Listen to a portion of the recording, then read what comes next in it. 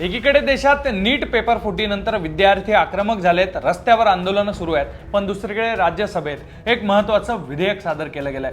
हो, राज्यसभेत आज 24 जुलैला वंदे मातरम विधेयक मांडण्यात आलंय आणि तेव्हाच विरोधकांनी त्याला विरोध सुद्धा केलेला आहे, मोठा गोंधळ सुद्धा झालेला आहे। विद्यार्थ्यांच्या आंदोलनावरून लक्ष विचलित व्हावं म्हणून हे विधेयक आणलं गेलंय असा आरोप विरोधक करतायत।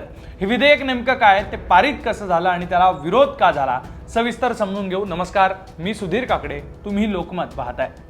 20 जुलैपासून संसदेचं पावसाळी अधिवेशन सुरू झालेलं आहे आणि या अधिवेशनात यंदा नीट परीक्षेच्या पेपर फुटीचा विद्यार्थ्यांच्या आंदोलनाचा मुद्दा कमालीचा तापलेला आहे। पण आता 24 जुलैला सोनम वांगचुक यांनी उपोषण सोडलंय, त्यामुळे विद्यार्थ्यांचं आंदोलन शांत होणार का यावर सगळ्यांचं लक्ष होतं। पण त्याच वेळेला दुसरीकडे राज्यसभेत एक विधेयक आणलं गेलं। राज्यसभेत 24 जुलैला वंदे मातरम विधेयक मांडलं गेलंय आणि हे विधेयक मांडताच विरोधकांनी मोठा गोंधळ केलेला आहे। त्यानंतर राज्यसभेचं कामकाज थेट सोमवारपर्यंत स्थगित केलं गेलंय।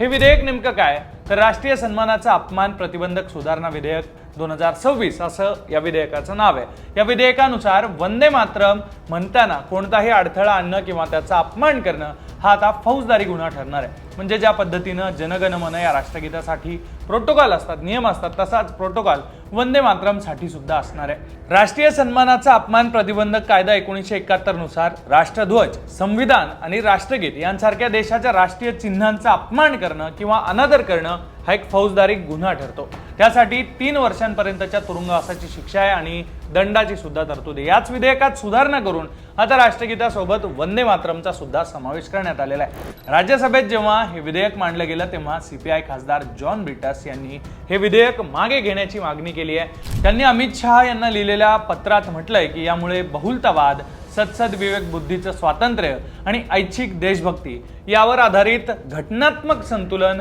बिघडण्याचा धोका आहे। संसदेत यामुळे मोठा गदारोळ सुद्धा झाला। नेमकं काय म्हणालेत पाहूयात।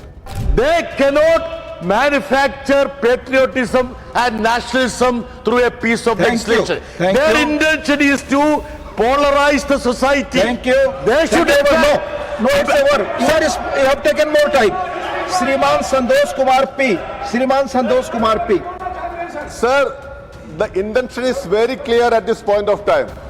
This is to distract the public attention from the ongoing student agitation demanding Mr. Dharmendra Pradhan's resignation. No, you speak on the subject. No, you have to speak on the subject. Speak you. Please. हे विधेयक विद्यार्थ्यांच्या आंदोलनावरून लक्ष दुसरीकडे वळवण्यासाठी मांडलं गेलंय असं सुद्धा सीपीआय खासदार संतोष कुमार पी यांनी म्हटलंय। मात्र तरीही बहुमत असल्यानं विरोधकांचा विरोध जुगारून हे विधेयक राज्यसभेत मंजूर करण्यात आलंय। यावरून विरोधकांनी टीका करायला सुरुवात केलेली आहे। आता सोमवारी हेच विधेयक लोकसभेत सुद्धा मांडलं जाईल, तिथं सुद्धा ते जर पारित झालं तर नवा कायदा तयार होणार आहे। एकूणच संसदेत हे विधेयक आणण्याची वेळ, त्याला होणारा विरोध याबद्दल तुमचं मत नेमकं काय, तुमच्या प्रतिक्रिया काय आणि विद्यार्थ्यांच्या आंदोलनाबद्दल तुम्हाला नेमकं काय वाटतं ते कमेंट बॉक्समध्ये नक्की लिहा आणि अशाच राजकीय घडामोडी जाणून घेण्यासाठी तुम्ही लोकमत पाहत राहा।